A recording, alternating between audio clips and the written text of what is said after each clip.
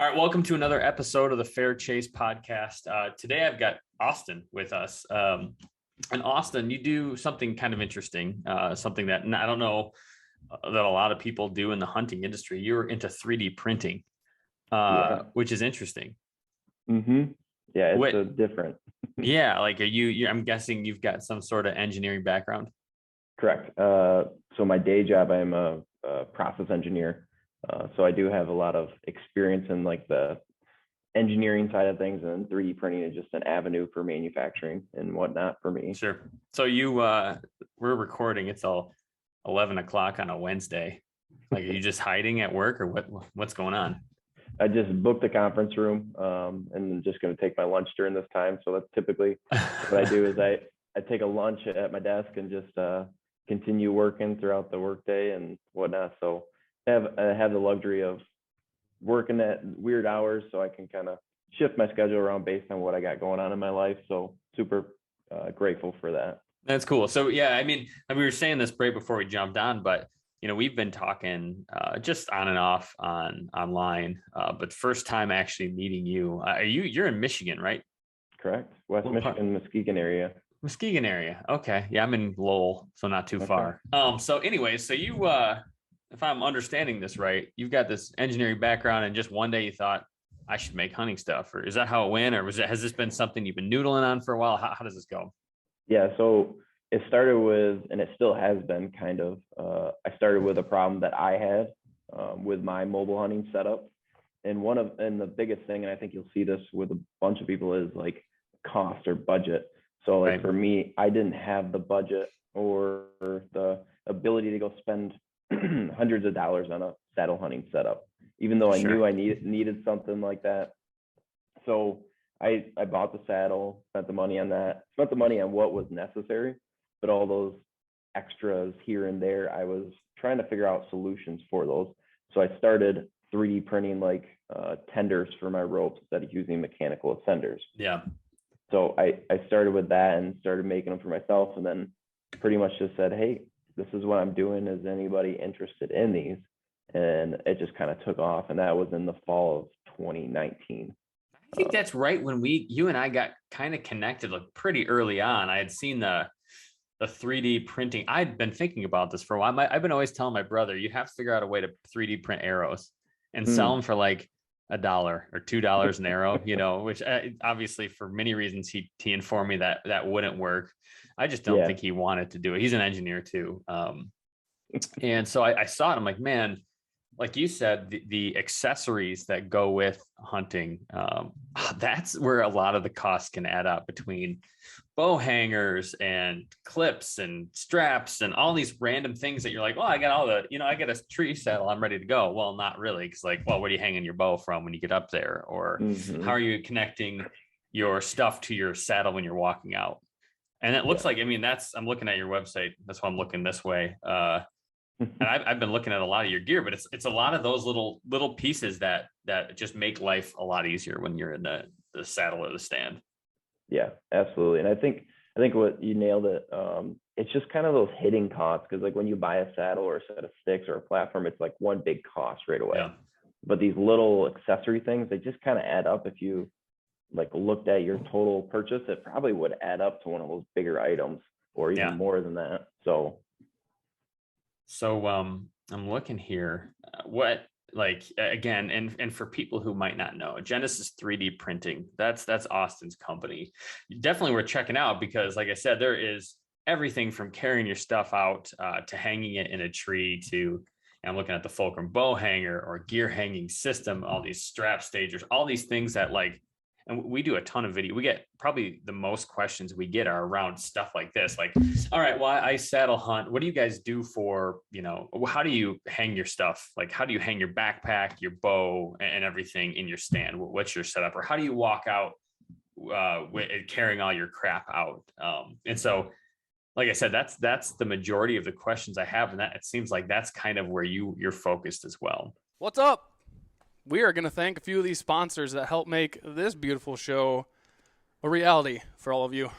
So Here we go. So a big reason, I would say, to why we're so successful and we have so many bucks on the wall is because we use HuntWise. HuntWise is a GPS mapping app that you can download on any phone, any platform. You can look up public land huntings, ORV trails. You can get the weather. They actually have a HuntCast 2.0 that they teamed up with Jeff Sturgis to make. It's awesome. You need to check this thing out. Go to HuntWise, download the app. I feel like if you go into the woods without optics, it's like going into the woods without pants on. Would you agree with that? To a point. To a point.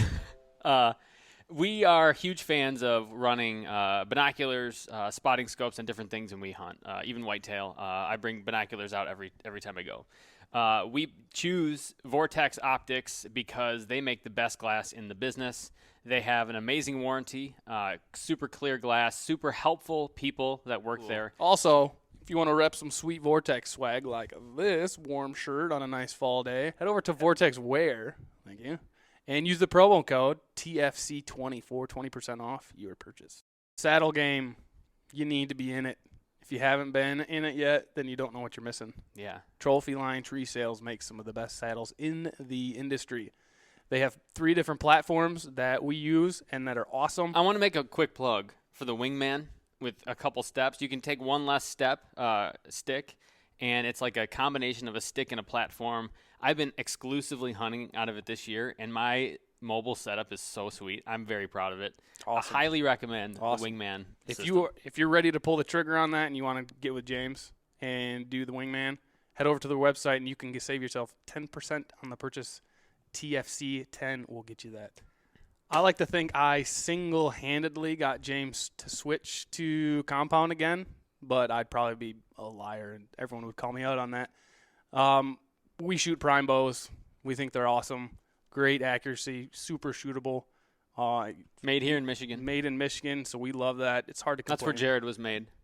So surprisingly, we like that. Yeah. You're welcome. So go check out these prime bows. We are of a firm belief that the arrow is the lifeblood of the archery industry. We've said it 1,000 times. But in all seriousness, we are huge fans of arrows that are durable, that fly well, and that kind of make up for some of my inaccuracies in the way that I shoot. So we shoot Vector custom arrows. The hammer. The hammer. That's Thor. They are made in Wisconsin by our buddy Isaac.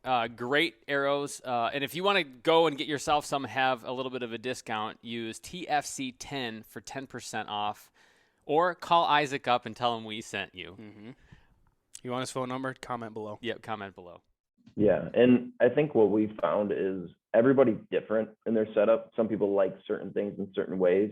Yeah. So we've come up with multiple different ways to carry your sticks up the tree, because that's a big one that I think we noticed is like, okay, if I want to climb the tree in one go instead of climbing back up and down every time to pick a stick up, what's the best system? And it seems like we have 3 different or 4 different systems that will work for people, but it's like, I would say one's very popular, but the other ones are still very popular and guys like them. It's like, it just proves the fact that everybody's different. Yeah, exactly. Yeah. And I think where we've bridged the gap with 3D printing on this, we didn't have to invest in an injection molding machine and be kind of kitty corner into one design.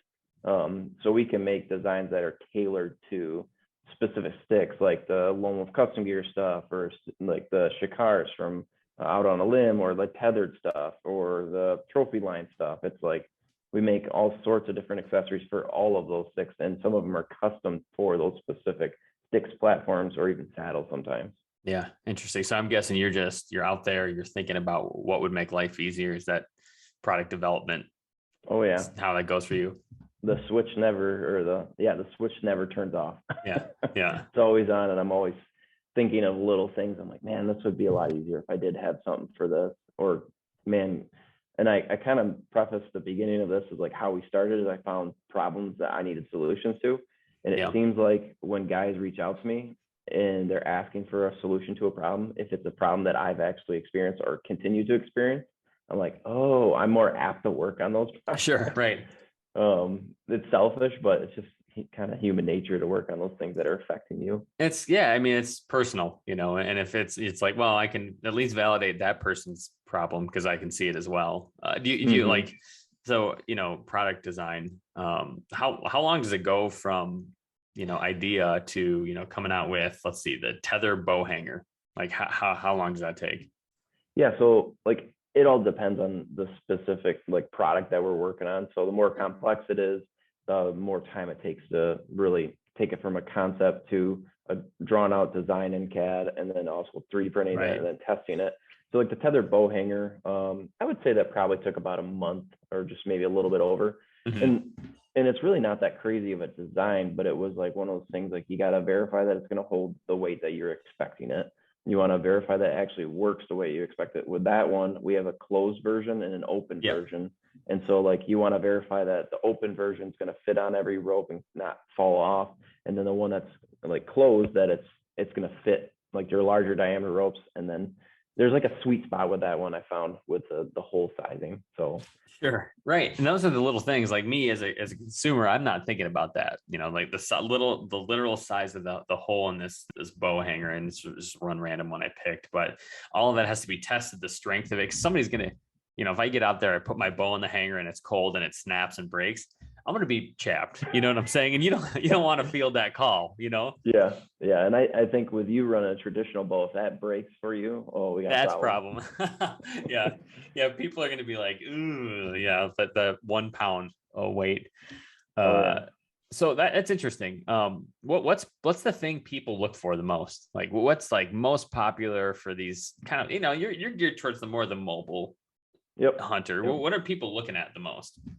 I would say a bow hanging solution is always number one. And I think it also shows in like, hey, you need a weapon when you go out in the woods, and you need some way of hanging it, whether it's a bow or a gun. Like there's always a need for that. You can't just hold it there the whole time you're hunting.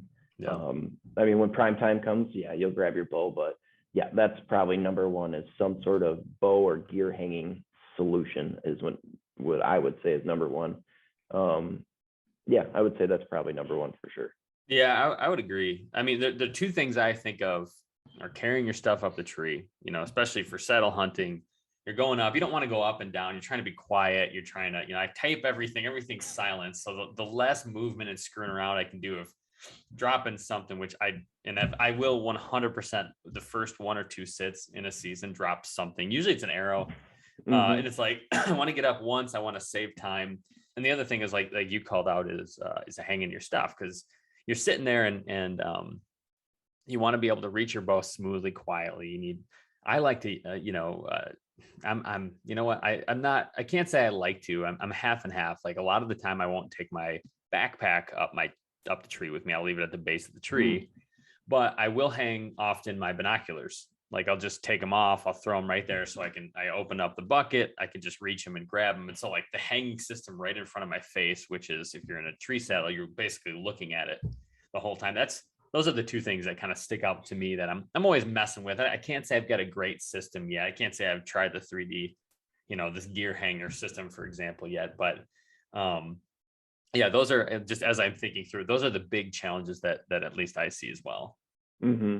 Yeah, and I would say like the carrying your gear up with you, like we have platform hangers, where you drop the platform in it and it just locks into place using like gravity. Those are really popular, but you got to remember they only suit saddle hunters. Whereas the gear hanging system, like it shines for saddle hunters because you face the tree, but for tree stand guys, they use it still, but it shines just for saddle hunters. Yeah. And so I think that's where the difference of like popularity comes. As saddle hunting gets more popular, like more guys are going to look for those like platform hooks or hangers. And then like the different, like I call them Versa hangers. You hang your sticks from the Versa button. Those are very popular because guys that are saddle hunters or even tree stand guys still need a way to climb while carrying stuff up the tree with them. So and everything is that Versa button. So I'm using like I do the rope. I can't think of the system, not a buckle system for basically strapping my sticks on. So that Versa button is money for it. You wrap around. We've got videos and stuff for that. People should know what that is, but the Versa button stuff is money. It's like universal across most things, and it seems to work well. So like, are you working on new designs right now? Was that like, you got like 20 in the hopper, 5 in the hopper? What does that look like? It all depends. Like I try to line up more during like the off season and try to nail out as many as I can during that time.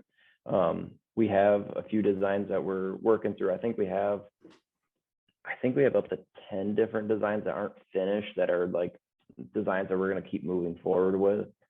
When I say we, it's literally my wife and I. And my wife and I she doesn't design anything. It's so she does all the behind the scenes stuff. But for me, like I have 10 different designs that I'm seeing through that are going to finish up here. And so, yeah, it's chaos sometimes, but it's fun. Running it right out of your house. Yep, just straight out of this little farmhouse. Like, I don't know, we're growing, and it's to the point where we're busting at the seams, but we're able to manage. And with the housing market so crazy and all that stuff, it's one of those things we're kind of like, okay, we're good where we're at. We'll just kind of wait for things to calm down and let this recession kick in a little bit. I know it's going to be an interesting time. That's for sure. We're headed in an interesting direction. It does not seem like rosy and bright and cheery. Yeah. But that's been like 2 years of that. So like, bring it on. You know, at this point, I'm desensitized to all the trouble that the world brings my way. Oh yeah. So yeah. So you've been hunting a long time. Are you a mobile type guy? Is that what inspired this, or what's your background in hunting look like? Yeah, so born and raised in a farming and hunting family. We have property up in the Upper Peninsula at UP. We have like, I think just over 600 acres in Escanaba area. Yep. And then we have like 80 acres on the Two-Hearted River. And oh wow. And so we have a lot of hunting and fishing in our background. And then we have property in like where I live, and so we hunt on that. And so it's just kind of been in our nature. But for the longest time, I just traditionally just sat in stands that were like year over year, the annual stands, like they don't move, and they trim, and then they stay put. And then we started going to Missouri a little bit. We found my cousin made a connection with a guy down there, and were able to hunt his property for a while, and then he ended up selling it. And then that year we were like, okay, what are we gonna do? We still want to go to Missouri. It's a fun opportunity to be in community with family. And so we pivoted and found some public land down there, and it was first experience mobile hunting. And so I started researching tree stands that were light. So I bought like a Muddy Vantage or something like that. Sure. Yeah. And it was not light. I was struggling to, and I was struggling to hang it. I was like sweating. I was like, this is miserable. Yep. And then I literally, I think I Googled like lightweight hunting solution, and I was just kind of looking through, and I saw like Tethered pop up and Arrow Hunter and like Trophy Line, and I was like, okay, what is this like saddle? And so then I went down the rabbit hole, and then I haven't turned back since. So it's kind of crazy. It's funny how that works. You have like a moment where it's like, I'm going to start moving towards mobile, and then it's like, you know, I'm going to get super light with it. My story is, you know, same type of deal. Jared and I kind of moved towards being more mobile, kind of lost access to some property, and just kind of wanted to learn more about how deer work, how the environment works, and everything like that. So we, like you did, we went out and bought what we thought was super light and like, you know, cutting edge. And this was probably 2002 or 3. And I got a climber, right? And for me, climber was the epitome. Climbing tree stand was like the epitome of like mobile hunting at the time, you know.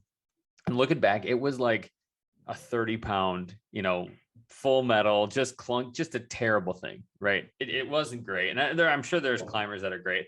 I've strayed away from them after that. I had actually one time where I was climbing up and it was kind of rainy and it slipped and I fell.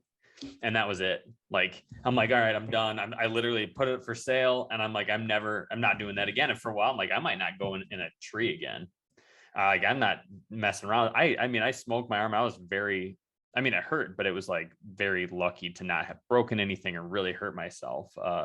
So I, for at least three years, just hunted from the ground. I did the ground mobile. I'm like, man, I can carry like hardly anything, maybe a little roll up, netting that I can pop up and bring like I had like a Helinox chair, something real light. You can put it in a fanny pack and carry it and go anywhere, set up in 2 seconds and move when things aren't great.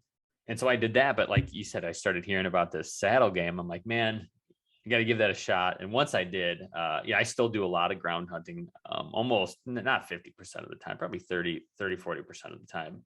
But, you know, for my money spots, I'm getting in a tree and I'm using that lightweight saddle and I'm comfy. I'm leaning back in the morning before it gets light. I'm closing my eyes and not worried about falling out of my tree. It's a sweet deal. Yeah, it is. There's like a sense of security when you're in it. And I think everybody has that initial like, oh my goodness, what am I doing? Like I'm afraid to climb with a system because it's totally different. But once you trust it and understand what you're working with and get up there and you start understanding like how my system works. Obviously you do it ground level, but once you get up there and get used to it, I feel safer in a saddle than I do a tree stand every day. Oh yeah, definitely. So, you're always strapped in, always connected to the tree. And again, I love that I have the tree between me and the deer, for the most part, unless it comes up behind me, but I can like keep it in front of me and kind of go back and forth and get away with moving around a little bit, which is, not the case when you're kind of just hanging out off a tree. Not that there's anything wrong with it. There's great stuff. Lone Wolf tree stands makes awesome, custom gear makes awesome tree stands, and have a lot of buddies that use it. But so far the saddle game has been kind of my jam. I would agree. So when people are ordering from you, are they mostly saddle hunters, or are there like a good number of these lightweight tree stand guys too? Yeah, it's interesting because like I started to release more tree stand related accessories this year, and it seems like the saddle hunters buy into it more, and the tree stand guys are into it, but they're a little bit more skeptical. And I don't know exactly the reason behind that. Like I sell stuff for tree stand guys. Like we came out with this bowl holder that mounts to the base of a tree stand. Yeah. Yep. Love that. It'll literally fit on any tree stand that we found. Just some tree stands that are tubing, maybe you'll have to buy longer bolts from a hardware store. But besides that, it's like I released this bowl holder. It's a little bit more expensive. It's all machined aluminum. There's no 3D printed parts on it. I'm selling a decent amount of them, but I would say it seems like they're just a little bit more hesitant, have more questions, or are holding their dollars a little bit tighter. Sure. Not saying like saddle hunters are reckless and like just spending money everywhere, but no, I think there's a little bit of like a caution that comes from tree stand guys, and maybe that's related to the fact that some of them just don't want to give a saddle a chance, and they translate that to what they purchase, and exactly that's totally fine. But yeah, it's been interesting because I definitely see more saddle hunters buying things than tree stand guys, but it's not to the point where tree stand guys don't buy anything from me. It's just a different ratio, I would say. It seems to me though, and this could be wrong, but like the type of guy that has been willing to try a tree saddle is like more willing to try new gear and, go out there and like try new things. And the guys that haven't made that switch yet and this is like way over generalization, but it seems like those guys are like, well, I've had this for 30 years. This is the same type of way I've done it. It's worked. I don't need to change. I'm sticking with this. Oh yeah. And I would echo that, because it's funny because I have a guy I work here with, we talk hunting all the time, and he was big into tree stands, and his like Lone Wolf Alpha or whatever. Yeah. He was really big into that. And he's like, this is my stand. I'm like, you got to try saddles out, man. Yeah. Just try it. And he's like, no, that's not it. And so finally got him into it, and he's like, I don't know, I'm not going back. And I'm like, yeah, it's that brain thing of like, change isn't always bad kind of thing. Right. So maybe give it a shot kind of thing. Personalities. My wife is more risk averse or change averse, and I'm more like, try it. Not something next, new next, where I'm just bouncing all over the place. You got to kind of balance that too, I guess. So interesting. So like, are you sticking with this tree stand equipment? Are you looking to ever branch out? Are you going to build any other components, or what does the future look like for Genesis 3D? The future looks bright. That's what you have to say. You have to say it starts, looks bright, good. Nailed it. Yeah. It's going. I mean, we're growing. It's crazy to see. Like, we officially started in January of 2020, and every year it feels like we're just growing more faster than we expected. So like we have something that we're going to release at our event this year in August that we haven't really shared with anybody on social media, and it's a camera arm, like a lightweight camera arm that's for saddle hunters. Weighs 14 ounces and will do exactly what you need up to like a 5-pound camera. So really, that's kind of like, we have the ability and connections to do more than 3D printing. So this camera arm is going to have potentially one 3D printed component on it. So we're still trying to nail that down, but everything else is just machined aluminum or water jet, stuff like that. So yeah, we have the ability to do a lot of fun projects for the mobile hunters. Yeah. And I would say that we're not just going to stick in like 3D printing accessories. If guys have been following along to our business, we've started to release like our quiver mount that goes on tree stands also. Yeah. It gives you a full rotation, 180 degrees. It's all aluminum. There's no 3D printed parts other than plastic washers that are in it. So I think we're starting to, show that we have the ability and be agile and shift our manufacturing, how we do it. Costs a little bit more money than 3D printing, but at the same time, it meets the needs of what people are looking for. So interesting. So how heavy did you say that camera arm is going to be? When we weighed it, it was literally 14.3 ounces.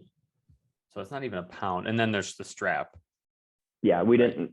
Typically, people don't put a strap in there, so we just didn't throw the strap in there. Yeah. I think when we did the strap, it was literally just over a pound. So.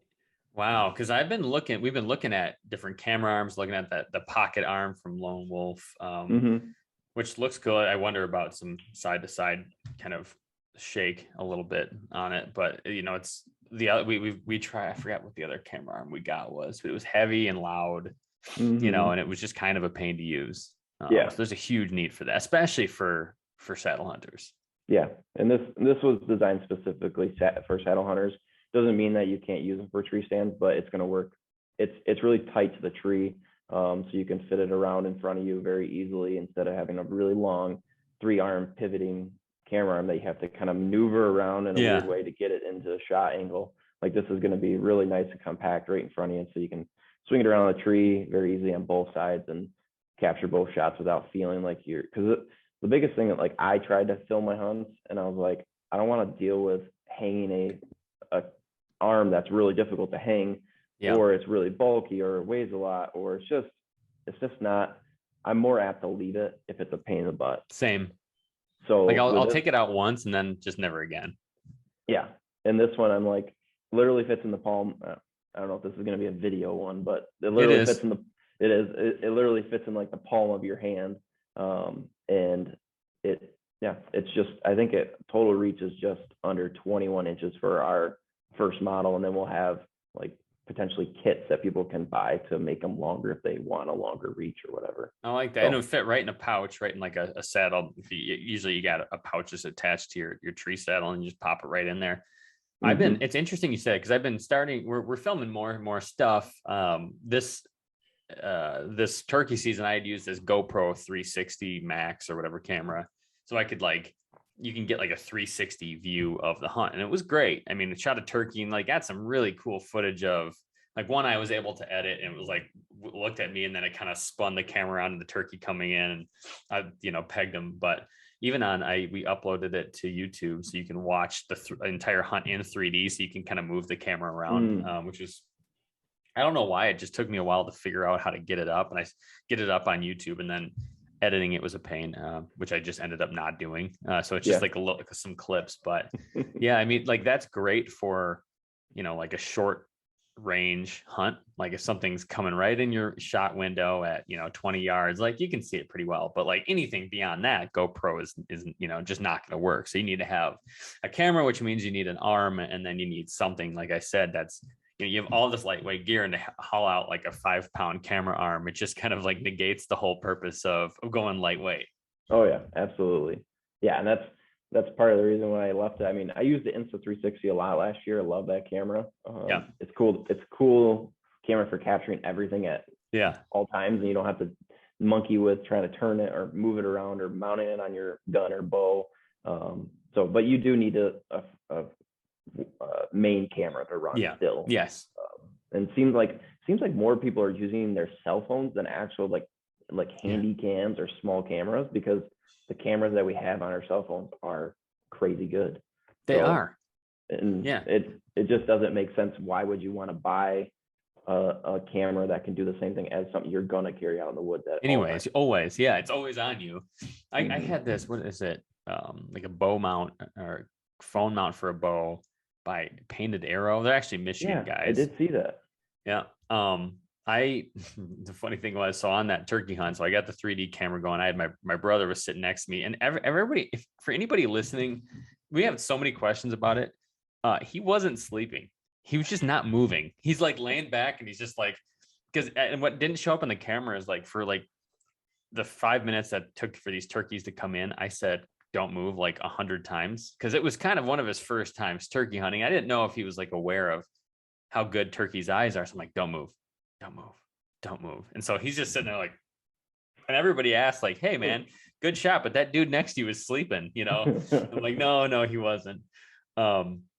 But no, the camera, the what was funny about it is I had that painted arrow attachment, but I never put my phone on it. So it's like you can see me shooting with an empty attachment. I forgot to put it on because there's like too much going on. And of course you hear that gobble and like half my brain turns off when I hear like a gobble coming. It's like, oh, you know, you kind of like lose track of time and space and forget things. I'm just lucky I got the 3D camera on, but that's interesting. That's an exciting product for sure. Yeah, it's been one we've been working on for a while. So I don't know. We're gonna unveil it at our show. So hopefully, guys, at least they'll come to see that or something. August 20. Yeah, August 20th from like 9 to 4. So yeah, I'm looking. I got it up. 9 to 4 in Ravenna, Michigan. Is that how you say that? It's called Ravenna. We call it, a lot of people call it Ravenna. Yeah, Ravenna. Ravenna. Yeah. So, but we call it Ravenna, and people who are from Ravenna call it incorrectly. So it's kind of weird, but you got to go with what the locals call it, though. Yeah, it's called Ravenna. Yeah, I mean, I was drive through. I've kind of even some family in that area, but I try not to say that out loud because I never really know how to say it. You know what I'm saying? Oh, that's cool. So you got that event coming up, and actually, for people who are listening, go check it out. It's a saddle hunting tune-up event. So you just kind of get together with dudes, hang out, talk saddle hunting, check out gear. Right? Am I getting that right? Absolutely. We'll have vendors there that will be for any guys that are looking to buy saddles or just accessories for saddles or just in general. So like the Latitude guys will be there from Latitude Outdoors. The Hunting Beast dudes are trying to figure out if they can make it work out where they come. And then you have like Lou from Stealth Strips will be there.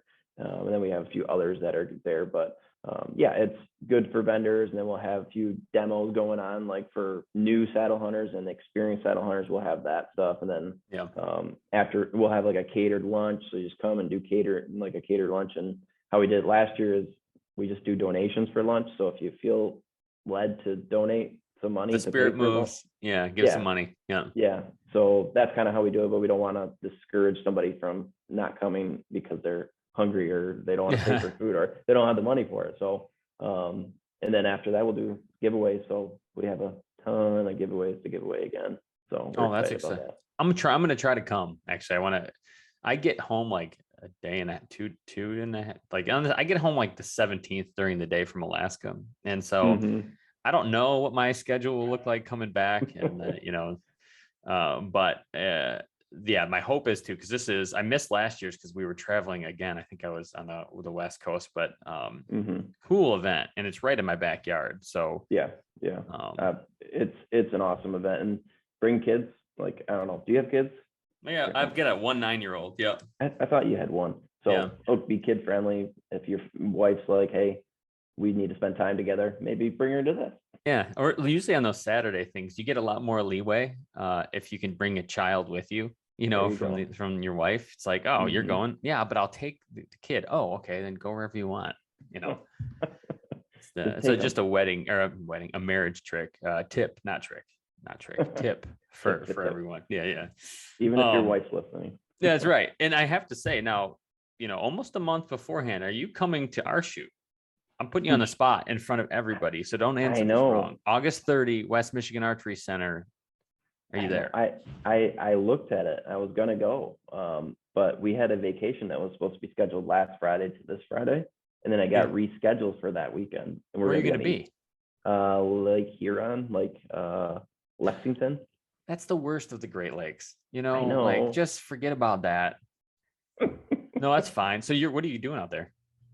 Just family vacation. My in-laws set it up, and we just do like a week-long vacation during the year, and I don't know, we just pick a lake and just go for it, and just relax a little bit. Fish? So. You guys fishing at all?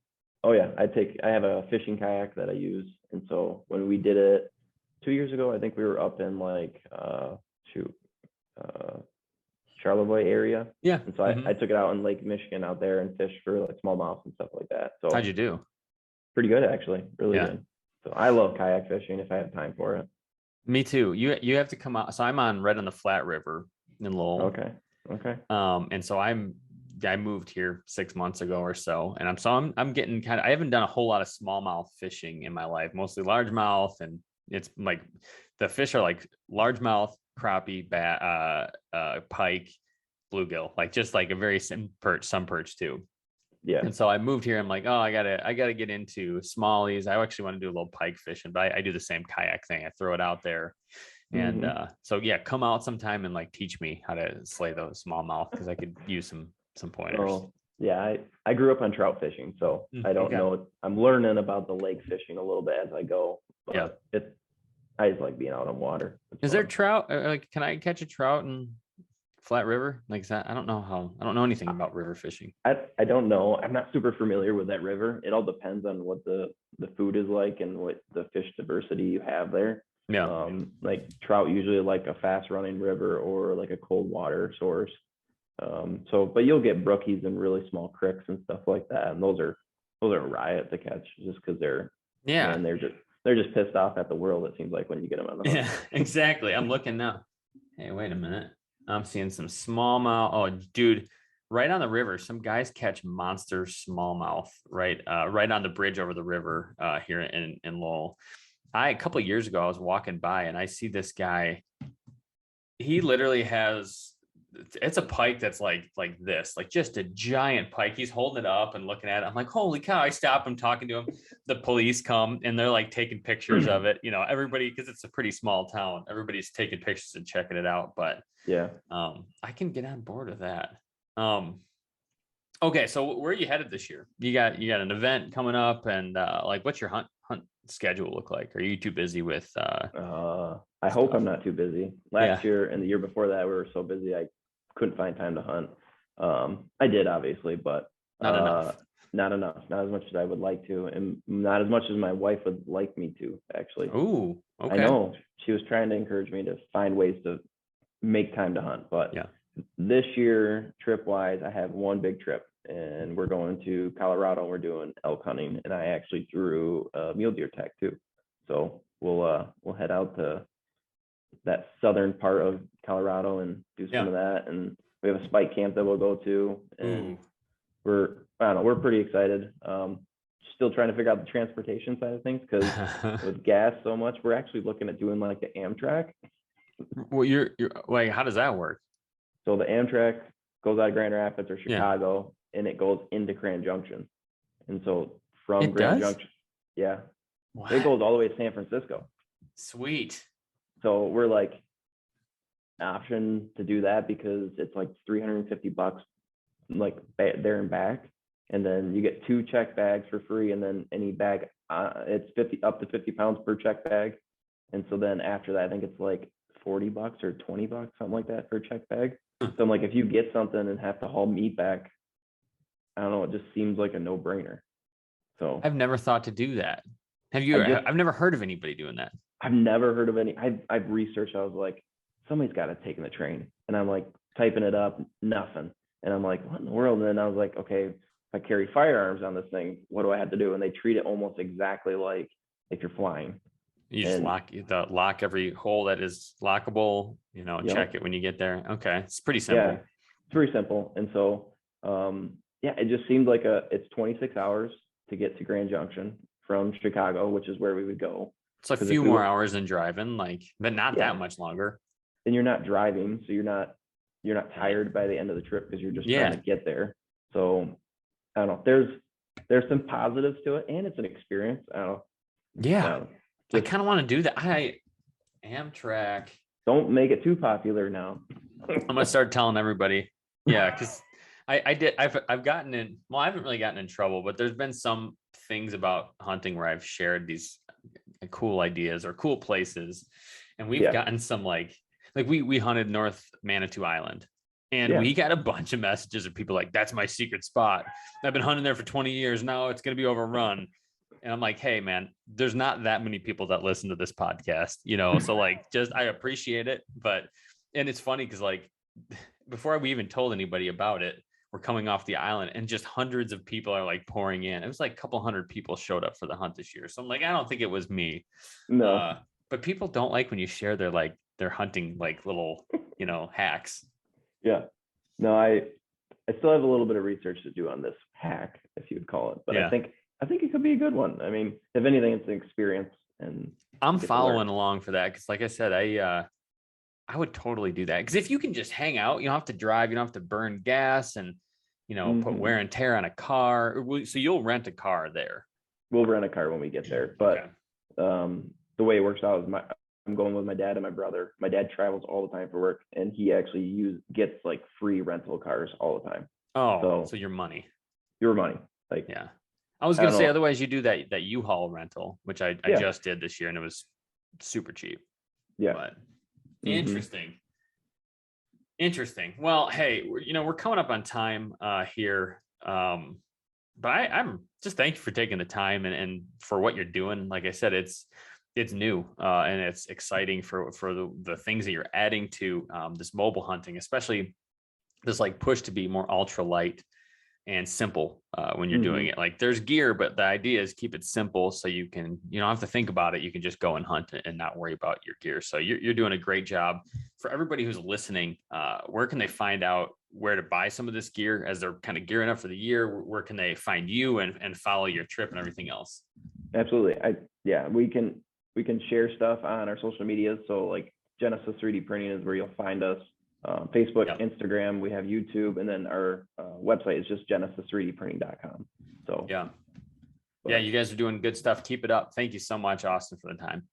Yeah, thank you for having me on, man. It was fun.